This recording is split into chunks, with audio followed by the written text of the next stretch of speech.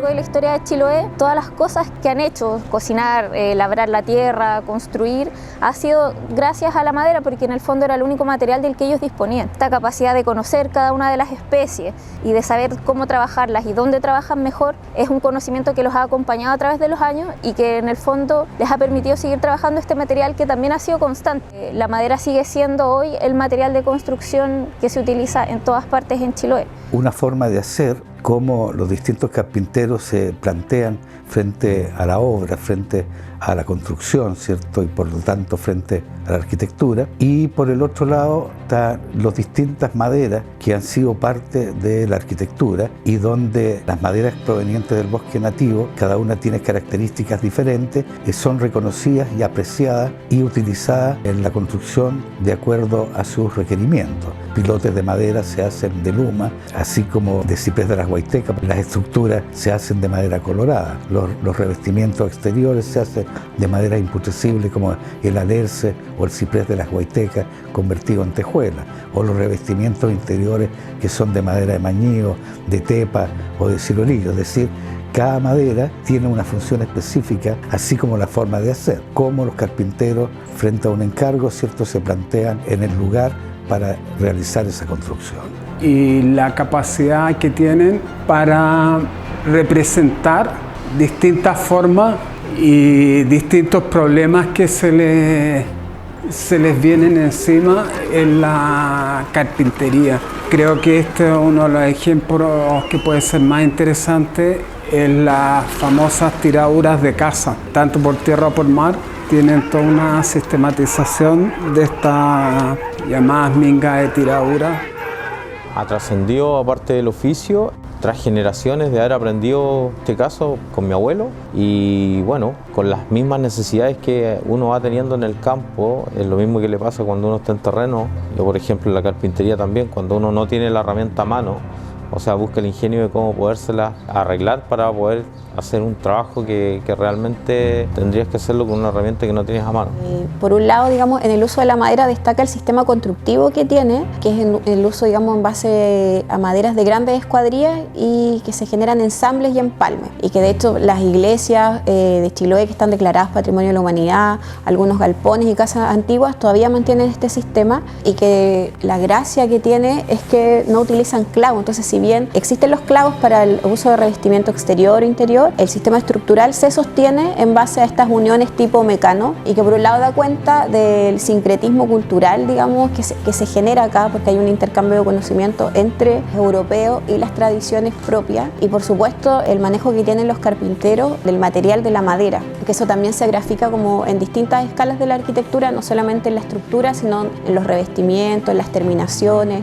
Quizás este ejemplo de interpretación que hacen los carpinteros de Chiloé se puede graficar en esta iglesia, que es la capilla de Nercón. Y lo que hacen los carpinteros de este lugar es que siguen la geometría y la composición de la iglesia de Castro. No es la que existe hoy en día en Castro, pero ellos lo que hacen es reproducir un poco la composición que tiene que ver con este ancho que es bien particular acá, estas columnas dobles, la forma un poco de hacer la torre, y que lo logran de una manera que le da la identidad a Nercón, y a mí me parece que es de las capillas más valiosas porque se ve justamente esta manera de interpretar. Generalmente siempre estamos trabajando con estos empalmes y ensambles. Son nuestros sistemas constructivos que nosotros usamos habitualmente. Nosotros todos los días estamos trabajando con esto y ocupando esas mismas técnicas que se han traspasado por generaciones. Y yo diría que hay un punto de inflexión que es muy relevante, que es el momento en que se declaran las iglesias patrimoniales de Chiloé, en el año 2000, en que empieza a aparecer el concepto de restauración y conservación como parte de la nueva realidad de Chiloé. Normalmente esto se da más quizás en los palafitos, en las iglesias y en edificios que tienen un carácter un poco más particular. La conservación de la arquitectura en madera en Chiloé, su práctica mayor está reflejada en todo el trabajo de restauración de las iglesias patrimoniales. Ahí está el gran trabajo, el gran conocimiento, el gran aprendizaje, ¿cierto? La gran sistematización de la forma de trabajar, proteger, ¿cierto? Y conservar estas iglesias patrimoniales y por ende conservar, ¿cierto? Las maderas con las cuales han sido construidas, que son principalmente las maderas provenientes del bosque nativo.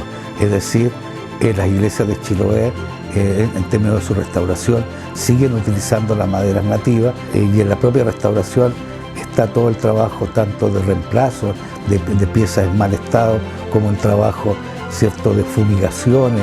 Hay una práctica de conservar los edificios a través de proyectos de restauración, principalmente inmuebles de valor patrimonial, ya sea las iglesias que están declaradas Patrimonio de la Humanidad o iglesias que son parte de la Escuela Chilota de Arquitectura Religiosa en Madera y que comparten los mismos valores, o construcciones de viviendas que están reconocidas. Ahí se da como hay técnicas de conservación constante de la madera para su restauración y para la conservación de estos inmuebles. Hay algunas técnicas que se utilizan para conservarla, para impedir como que los hongos de pudrición se propaguen o que los insectos xilófagos que se comen la madera vayan avanzando tan rápidamente. Creo que en las iglesias de madera que están construidas principalmente con un sistema de estructura tipo mecano, donde es muy importante todos los sistemas de ensamble y empalme, ¿cierto?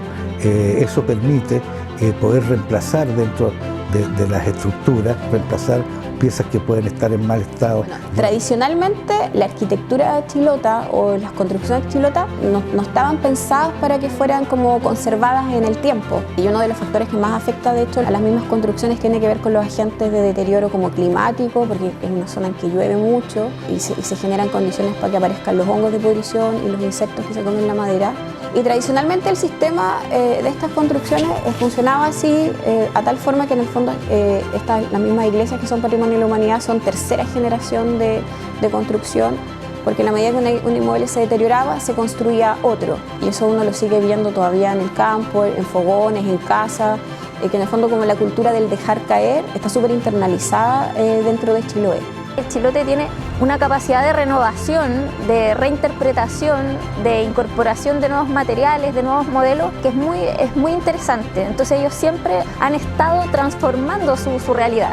Y por eso lo podemos ver en procesos que son tan famosos como el tema de las mingas, de las tiraduras de casa, que básicamente es un proceso de reciclaje de una casa, pero esa casa se desplaza, se tira, se mueve. Si hay que hacerle un mirador nuevo, se le hace. Si hay que desbaratar algo para transformarlo en otra cosa, también se hace sin ningún complejo, ningún tapujo. O sea, el chilote tiene una tradición constructiva muy dinámica, más que de conservación. Entonces creo yo que con esta declaratoria de las iglesias entra este concepto y entra en algún momento como en conflicto con la restauración propiamente tal de las iglesias, así como la entendemos, considerando sobre todo que las iglesias declaradas Patrimonio de la Humanidad son declaradas justamente para conservarse lo más posible, o sea, así como las conocemos el día de hoy. Entonces están muy limitadas a las transformaciones y eso es algo que por supuesto que le choca al chilote común. Entonces también ese es un punto súper interesante de cómo llegamos al equilibrio para que en el fondo se mantengan ciertos aspectos culturales importantes de la cultura chilota, como son las iglesias que conocemos hoy en día, pero entendiendo también que esas iglesias que conocemos hoy en día son parte de un periodo que tuvo también muchas transformaciones. La iglesia, por ejemplo, que estamos restaurando hoy en día, no es una iglesia que se construyó en 1700, 1800, posiblemente se construyó a principios de 1900, por lo tanto es bastante contemporánea y sin embargo son los edificios más antiguos que hay en Chile.